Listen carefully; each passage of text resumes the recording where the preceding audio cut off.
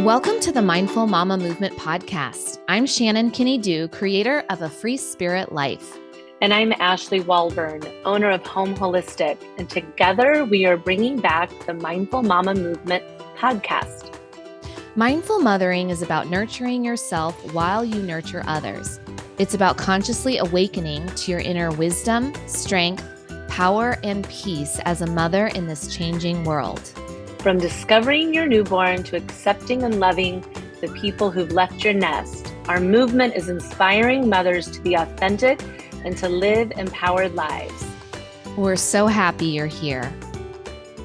Hello, everyone. We're back with another great episode. Hey, Ash, how are you today?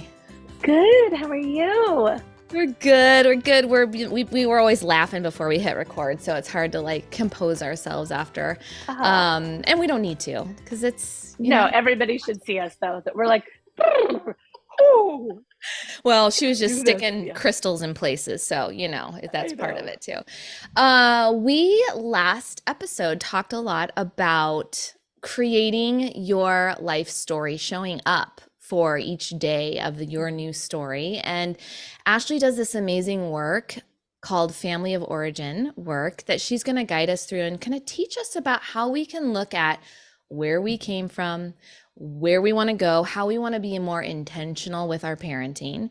And we can do that with some of these steps that she's going to guide us through. So Ashley, can you start us off and just tell us, what is your family of origin? Well, I'm so excited. This is one of my favorite things to talk about. And listener, I might encourage you to get out kind of a pencil or a pen and some paper or even some markers. Or, if you listen to it and then kind of want to go back, that this is something that you'll want like a journal or some paper with. It's visual a lot. Mostly, your family of origin is the family in which you grew up in. And so if you look back to inside your home, who was there? Often it's your parents and siblings. Some people's family of origin or the home that they lived in included maybe some aunts and uncles or grandparents. Some people did not live with their parents, or they lived with one parent. Everybody's family of origin looks a little bit different, but imagine my origins, the family that I think of when I think of my childhood, who was there. And then your partner, of course, also has their family of origin. And so you might think even of like a family tree. Who is in my home? Who is in that family of tree? Who are the parents? Who are the adults? Who are the children? Are there stepchildren, half siblings? Who's there? And you and your partner would both kind of write that out like a family tree, or you can do a picture of a house. Who lived there?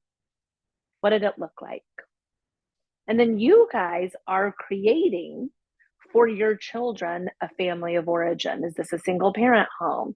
Is this do they live with us? Half and half. What would that single parent look like? Some kids have two homes as a family of origin. So theirs would look a little bit different than, what we would think of as kind of a, the old fashioned mom, dad, two kids and a dog. What is the family of origin that you and your children, that you're creating for your children? Awesome. Okay. So as we're looking at that and starting to kind of, you'd suggest us writing that out, right? Kind of write it down and see, yep. And what is that information? How is that helping us learn about where we came from? So to think of that as step one is just who was there, who was in my family of origin. And then we start to look at, and I really, I don't know that I developed it, it came from a lot of different sources, but years ago, I was leading a mini couples retreat. And so it was like an all day at Home Holistic for couples only. And this was part of the work that we did. So each, let's just say husband and wife, we'll just be old fashioned for a minute, but each partner does their family of origin, who's in it, who was there.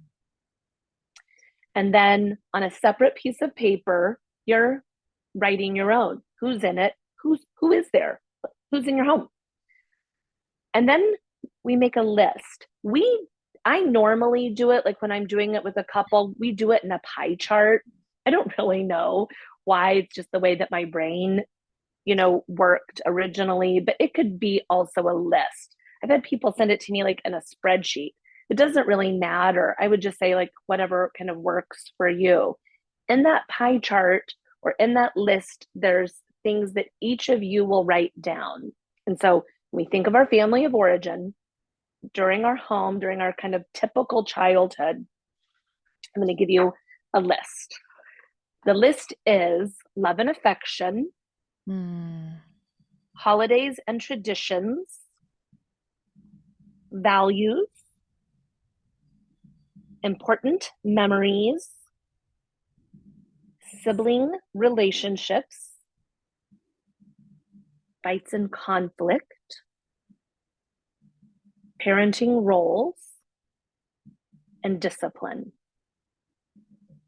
And so, go ahead. That's great. So we will list those for you too. If you're hitting pause or if you're coming back, you can see all of those listed in the show notes. I love this so much because what I'm thinking, Ashley, is like, we're coming up on my 20th anniversary, wedding anniversary. And, every stage of being with someone or raising children has its own season and it has its own stage. And so I think about like what we would have filled out when we first got married. And we probably did this. Like I remember, especially as we were, having that first child and going through like traditions and thinking, how do we want to handle the holidays? And, how we're going to handle, how we were raised religiously and all of those things. Yeah. But now like being with someone for 20 years and having older kids and like we're changing, like I love those categories because it reminds me like some of the stuff we've talked about, but maybe years ago we haven't really touched on it again. So I Well, like I this wish idea that of doing somebody it would have done this with anytime. me early on. I wish I would have learned it in graduate school, and frankly, I didn't. And I think it's silly that I didn't. We learned about genograms and family systems theories and things, but Yes. not really like sitting with a couple and being intentional about how we parent. And Right. I do think back in the day, my parents are baby boomers, so Shannon's parents' age, and they didn't have access to as much information as we do. Mhm. And they had kind of one parenting book, and it was Dr. Spock, some dude that I don't know, I don't think came from intentions. And is this the way I want it to feel in my home? And what did I, and so what we're going to get into this, that, when we, let's say, talk about love and affection, that when I look back on my earliest childhood memories, kind of through high school, what did love and affection look like? Maybe even college. I've got two college kids that have moved home. They're home a lot. I'm there's still a lot of love and affection, but it looks different, than it did 10 years ago. How was love and affection shown to you? And then your partner would also write, how was love and affection shown? I was doing this with a woman the other night and ended up taking hours because we both were just like diving in. And she has no memories of being touched ever. And so she's like, how love and affection was shown specifically for her was her dad worked. So there was like food on the table, a roof over their head. And the mom came to everything. So she's like, my mom was at, the brownie meeting, or she was at the music concert. So love and affection was shown by present, being showing up, and, dad going to work. But there was never hugs and snuggling. Mm. And so her husband, however, came from a really affectionate, she would say, secure family attachment and a really strong mother bond.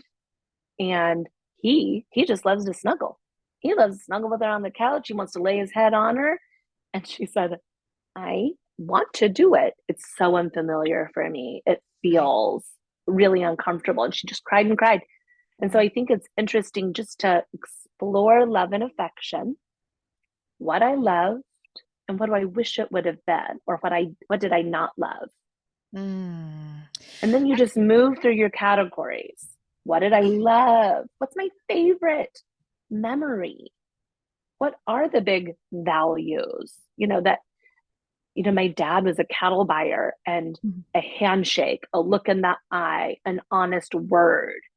I used to practice with my boyfriends shaking hands before they met my dad because it needs to be a certain way. And that also was important to me because I knew it was important to my dad. I could I could care less now, I'm like, namaste, who cares? I don't need to shake hands, but that is really a thing for my dad. Right. And so things like your word, we don't need contracts because he said he'd do it. And those were some of our strong family values. What were Mm. yours? What did you love? Kind of what did you wish it was? I think that's so good because, when you talk about love and affection, I've been thinking about that even in my own life. Like I've been craving more Mm-hmm. affection, and I've noticed I'm very affectionate with the boys, and Mm-hmm. but I'm noticing like I just want like more snuggle time and more softness and more comfort time. And Mm-hmm. I know both of us, but especially just speaking for myself, like that was dad was distant, like, as far as like physical, like, it was kind of like a pat on the Mm-hmm. head, and Uh-huh. he'd give hugs, and we did say we love each other. Mm-hmm. We would verbally say that in the family, but as far as like snuggling and like, just a lot of affection, like I'm seeing what I missed or what I'm craving now and what I want to integrate more of into my own life. And so I Mm-hmm. like that you're encouraging us to go back through these categories and really look at what you loved, but also what was missing so that we can Mm-hmm. then no, we can change that. We can. I remember, and I've probably shared this story, but it's like one of those things that stands out for me. We moved a lot growing up, same town, just moved houses about every 2 to 3 years. So one of the houses that we lived in was in a neighborhood. And in that neighborhood, right next door was um, a family with their youngest was 2 years older than me. And she was a gymnast and cheerleader. And I was a gymnast and wanted to be a cheerleader. And it was a similar dynamic that the dads were always gone. And so the moms, like when I think of my childhood, my dad isn't really there, even though my parents are still married today. He just wasn't in any memories. Similar for this family. And we got my mom and Sandy spent a ton of time together, and that their youngest daughter, her name's Carrie, became really important to me. She's actually my sister's age, but she and I bonded. And I remember seeing Sandy and Carrie on a walk. I would have been probably 13. She would have been 15 or 16. And they were holding hands, mother daughter, on a walk. And I laughed. I was embarrassed for Carrie. And I thought, who holds their mom's hand? I have no memories of ever holding my mom's hand, zero. And then I noticed myself feeling jealous. Mhm. Like, and then I have a few other moments shortly thereafter where I started noticing older kids being affectionate with their parent, and I'd never seen it. It was not modeled for us. And we just didn't touch. There was no snuggling. And Yeah. yeah, my mom kind of had a chair, like if we were watching TV, and we never kind of were allowed to sit in it. My sister and I sat over on the sofa or whatever.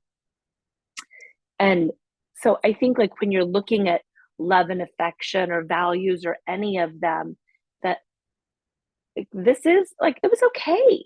I didn't know I was missing out until I saw somebody else being really affectionate with an older child, that we were really expected to be kind of Miss Independent. And Mhm. that has helped me be intentionally really affectionate with my boys. And that touch um, wasn't natural for my mom. My dad wasn't around. And so we just didn't get it.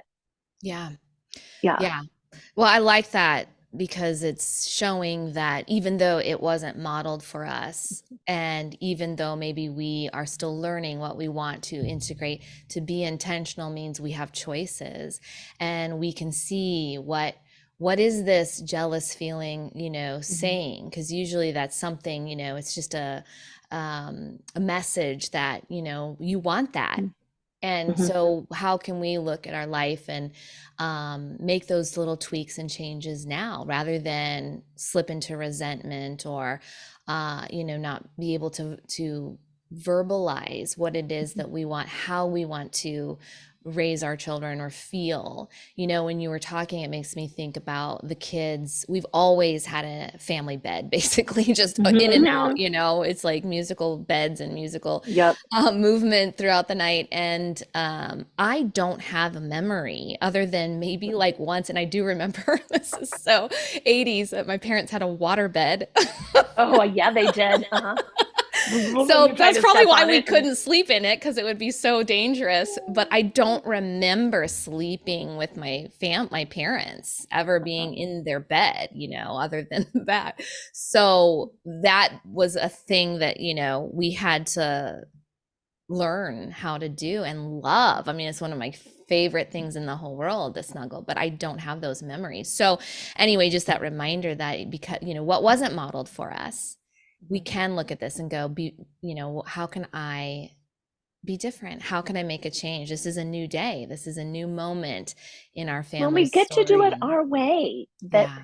I, you know, through the years, like we've all heard people say things like, I was spanked and I'm fine, or whatever, whatever. And I turned out all right. That we hear those kind of statements. My dad would say, I've heard him say Mm-hmm. dozens of times. My dad never told me he was proud of me. He says it all the time, like it's no big deal. Like I Mm-hmm. didn't need it, but he says it all the time. I bet he said it and he said it and he Yeah. said it. To me, that says like, oof, that would have Yeah. been really meaningful had your dad said one time, I'm really proud of you. Yeah. And yeah, I'm like, I'm okay. But my dad, and it's hard for him to say, I love you. And it's hard for him to say, I'm proud of you. And he'll say, I tell your mom all the time how proud I am of you kids, instead of saying, I'm proud of you.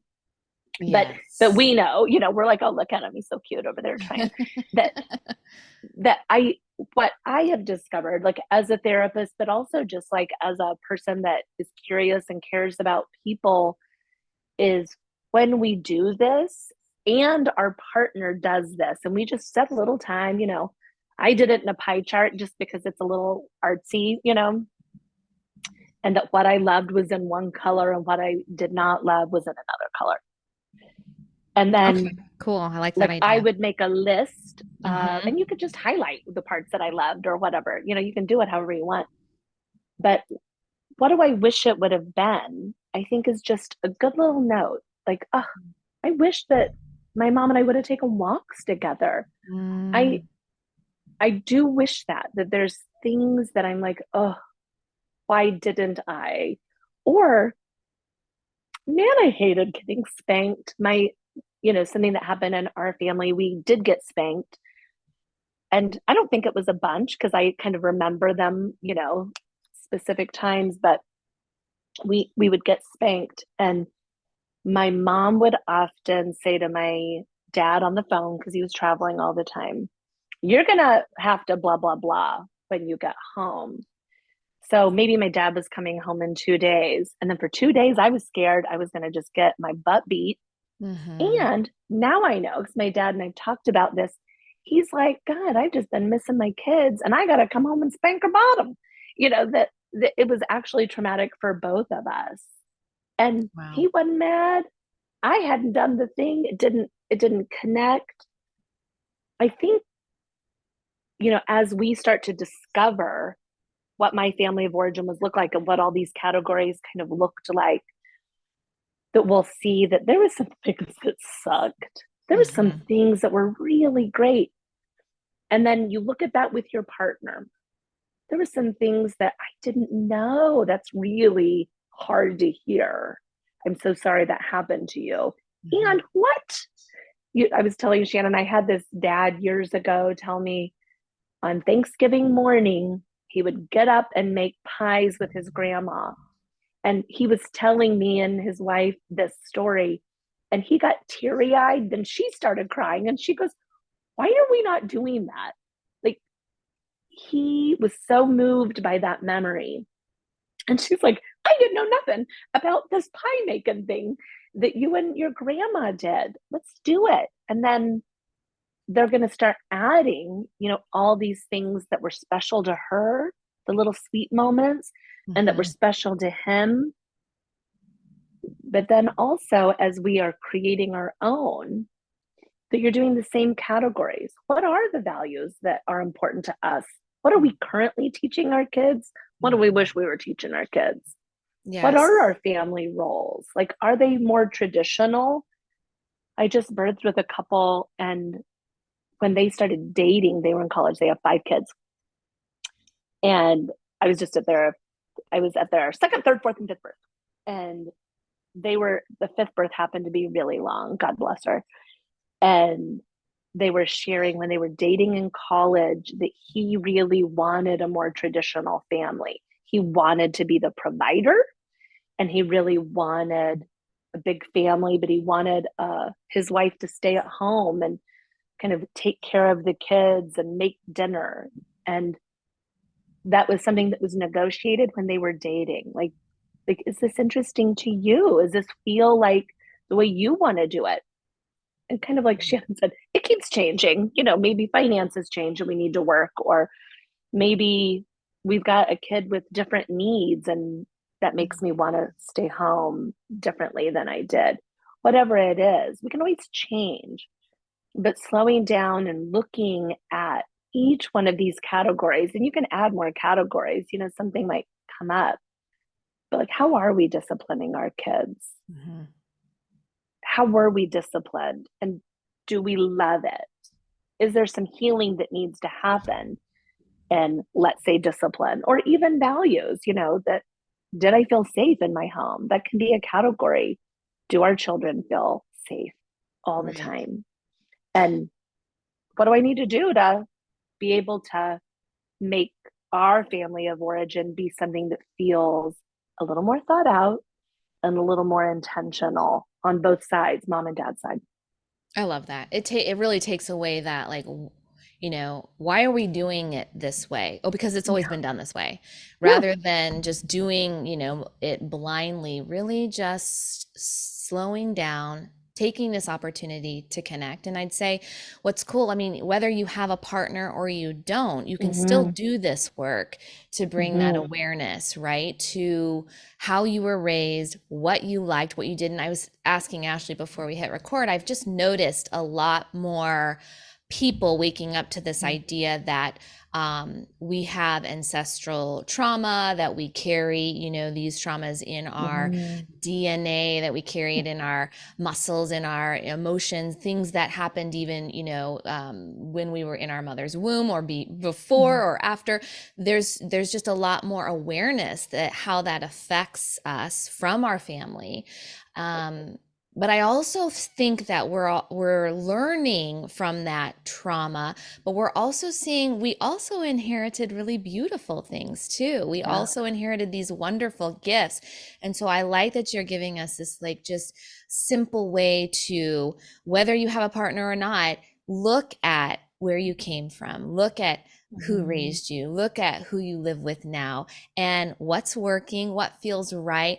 What are you doing just because it's automatic and you haven't given it any thought? Yeah. Or what are you doing that you want to be more intentional and start new traditions, or, make changes in your life? And I just think we all, I feel, are hungry for this information. I think we are. I think it's time, it's 2023, that it's time to honor where we came from and those lessons.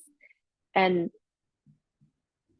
our parents weren't trying to give us, you know, discipline that was harmful, or, an insecure attachment that, sometimes I'm here for you, sometimes I'm not. That's an insecure attachment. I can't count on it.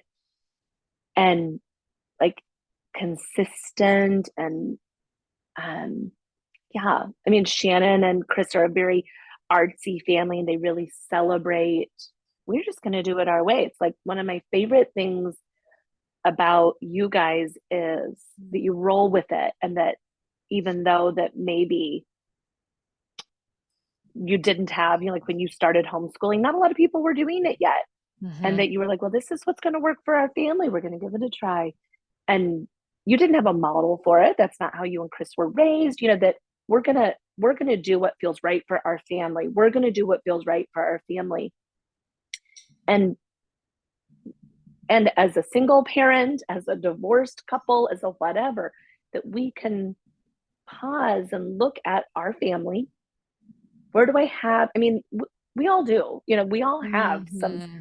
some wounds from the childhood. We've got a hard moment or hard section, and and you can go as deep or as kind of easy as you want this to be. It can be just kind of basic, like, you know what, I want to make pies on Thanksgiving. That Right. it can be, I'm going to bring in a few like really fun traditions. And i I don't like that we are, let's say, really rigid about bedtimes. Like, who Right. cares that all of a sudden, we're like, let's just look into it. Does this thing matter? My husband's really Mm-hmm. great about kind of pulling me, in our bedroom or kind of away from the action of the boys and saying, just, do we really care about this? And I'll be like, oh, I actually don't. I thought you did, what are we putting Yeah. our foot down for this, whatever thing? Yes. That is so good. Thank you for that. Because even with our own family, some of the things, especially if it's not considered the norm, or, Mm-hmm. I remember we mentioned Katrina Kennison. I could talk about her every day. Mm-hmm. Yeah. She used the term, being out of step with culture. And that always struck me, because that's not easy. We tend to want to go with the herd, or we don't really want to stand out, or we think, well, that's how everyone's doing it. And Mm-hmm. so that's how my family did it. That's the kind of what you're saying, is like, just pause and look and see. Well, but I think, like, thinking about what's working in the family, what's flowing well, but what Yeah. isn't. If it's a constant struggle every single night for bedtime, or a constant struggle to share holidays with family, whatever that is, like, pause and say, what is the struggle? Mm-hmm. Is it because you're trying to do it like everyone else is doing it, or how you're expected to do it, or how you think, Aunt Joe wants you to do it? Or is Mm-hmm. this now a time to say, yeah, but this isn't working for my family now, or this isn't going to work for us, and here's why. This is what I want to Mm-hmm. do instead. How can What we if we create more really didn't flow? care what anybody thought?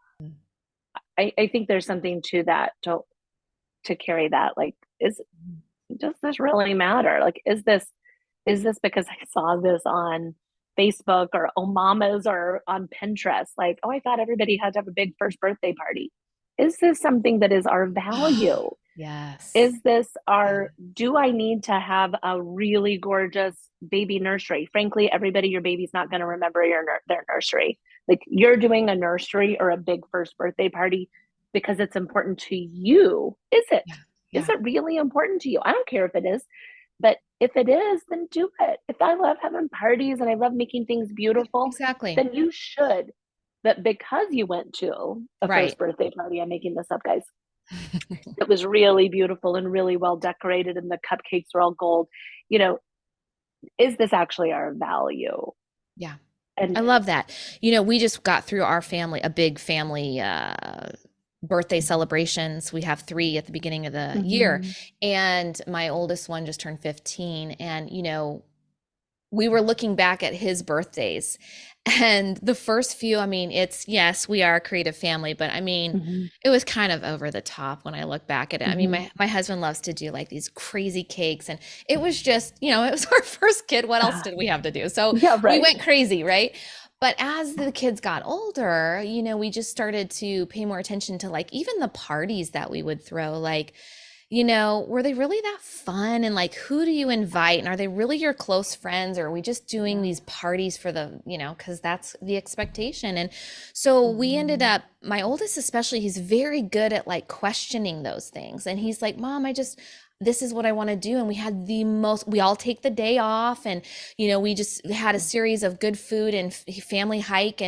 But it was just our family. And that's what he wanted. And I think that that's, a beautiful gift we can pass on to our children, this family of origin. These Yeah. questions we're asking is like, even as the new traditions, like, honey, do you want to have a big party like this? Or do you feel like this is a tradition that we want to carry on? Or what do you think? What's working for you now? I kind of It would like this be kind idea of of a good doing it thing. with Now I our want to kids. do an art project that Shannon and I, and this will be our next endeavor, that, like those little like table games where you just pull a card, Yes, yes. that my mom has bought us a bunch of those. They just sit around, and that it would be an interesting activity to pull a family of origin question, like, what did Thanksgiving look like? Yes. And then you share it. Uh-huh. And what's your favorite memory of, let's say, your birthday? And Mhm. I'll bet it isn't the first birthday party that was over the top.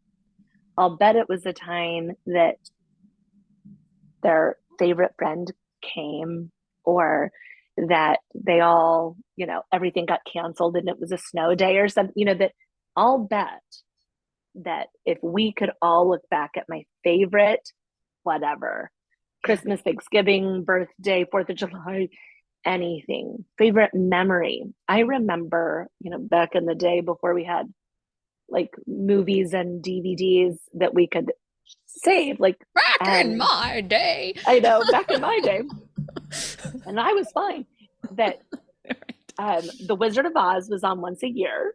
Oh my God, I And so remember that. And you had to uh-huh, watch it then. And I remember the small TV. I watched it like you I had to be remember. available. And it was commercials, like, yes, but it was Yep. only once a You year. don't you don't leave. You don't No. leave. And Mary Poppins was on once a year. And though and I remember, and like the Christmas movies, they were on once a year. And it was, we had a TV guide, you knew what was going on in the world with Oh your TV God. guide. But I remember that my mom we would go to the grocery store and we'd actually pick out a real TV dinner. There wasn't like a lot of frozen dinners back in the day, and they were disgusting. It was like Salisbury steak and blueberry cobbler or whatever. Hamburger helper. Yeah, it was so gross. But we could eat in front of the TV on those two shows and kind of the Christmas shows, Frosty the Snowman and stuff. And Wow. I love I remember sitting with our TV trays, and we did it really 3 times a year. And that stands out for me so much more than my mom cooked dinner every other night. I loved that, but Yeah. there was something that, like, we got out of a routine and we got to pick our little crappy dinner at the grocery store. That was something that felt really special. Hmm. One of the couples that we birthed with a long time ago, I went into their house for a final meeting, and on their newborn baby's little nursery, they lived in a little house over in Waldo. And Waldo's like a little neighborhood in Kansas City, if you're not a Kansas City person. And framed on the wall was, think of Fleetwood Mac, and it was beautifully painted, "You can go your own way." And I Mm. thought, wouldn't that be amazing if that was just like on every family's wall? You can Ugh. go your own way. You can do it your own way. You Love don't it. have to do what your mama did or your daddy did or your auntie did or what your neighbor's doing. You can do it your Mhm. own way. A Yeah. lot of times, like, I just want to give a side note when we're doing this, like some big emotions and memories can come up and it can be triggering. Hmm. And I would honor that if it happens to you or your partner. And when that happens, know that, mm, let's say they're talking about Christmas and they were, let's say, really poor. They never had a Christmas, or my parents had to work on Christmas. And so we never got to do it. Everybody else got gifts and I got a, box of crayons that were used. Stuff comes up and Yeah. hurtful stuff sometimes can come up. And it's a time also to hug and say, Mhm. gosh, that sounds really hard. And to know that maybe these days could be really hard days for them. That, that there's some birthdays or, whatever. One of the couple that I worked with a long time ago, the dad wrote down, they were just struggling and they loved each other so much, but they were really struggling in their relationship. And the husband had written down on discipline, Mr. Brown and Mr. Black, and he couldn't talk about it for 2 sessions. And he just would, like, he couldn't open his mouth. He was going to cry.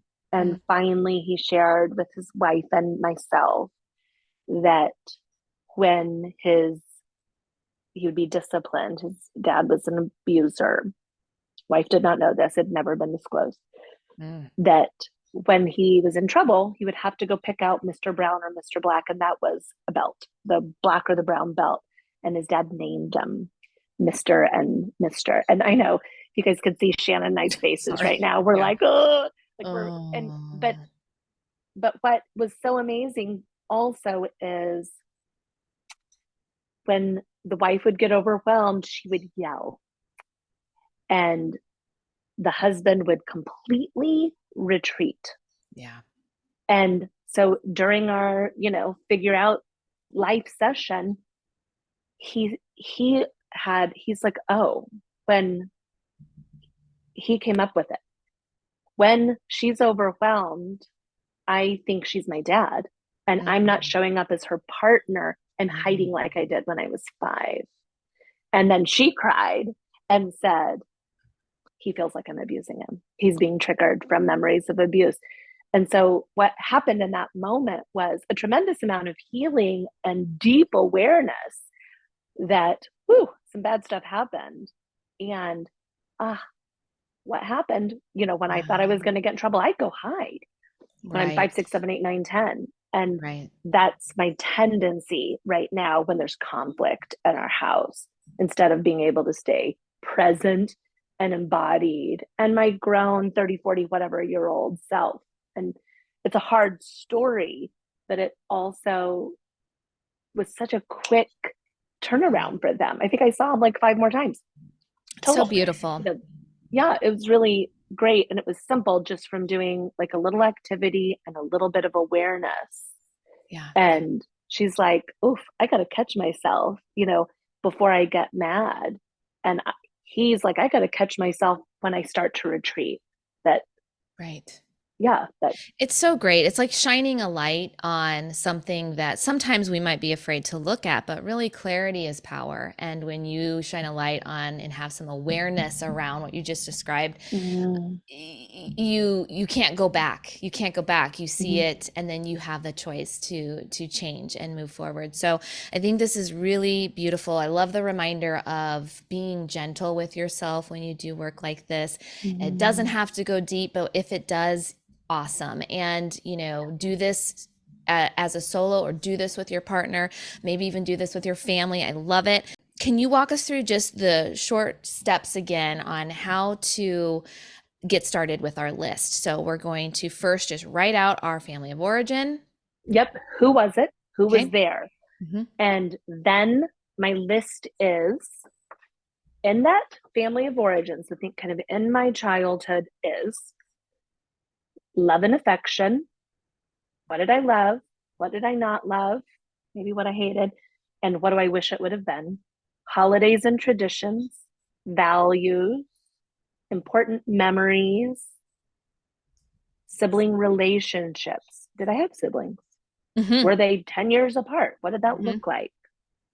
Fights and conflict, parenting roles,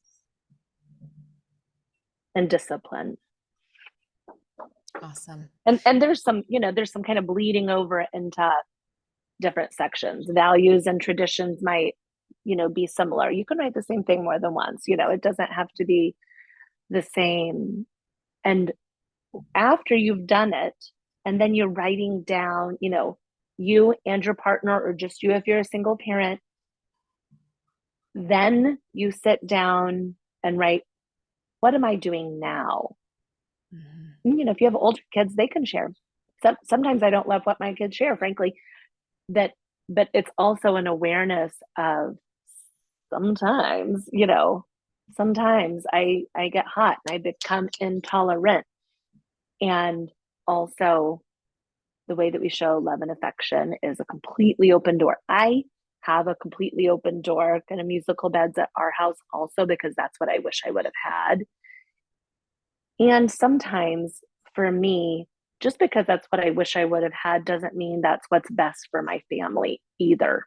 Right. And so that's part of the exploration for me and my partner to do, is like, is this something that actually matters, or it just was something that I need kind of some work around or some healing around? Right. Or is this something that we've just, again, done automatically? Like we never had the plan to even have kids in our bed. And then once you do, and then the next one comes next. And now we're at a place where we're getting older and sleep is very important to us. And so let's we have different set of, standards for the evening so that we can get some sleep. But yes, so I like it a lot. You can go to our show notes to actually write down the list and reach out to us. Let us know. Yep. Is there something that you discovered? What is something that is, a special memory that you had forgotten about that you'd like to instill in your family?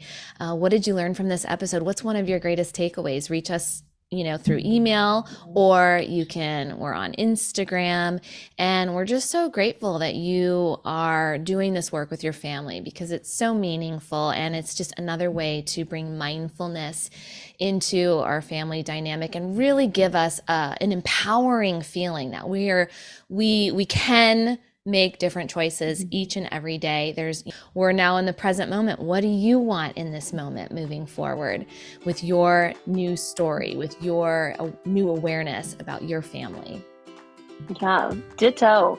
Right on, sister. And Shannon and I, of course, would love it if you subscribed, if you shared, if you leave a review. It helps get our show out to more people, and that's meaningful for us.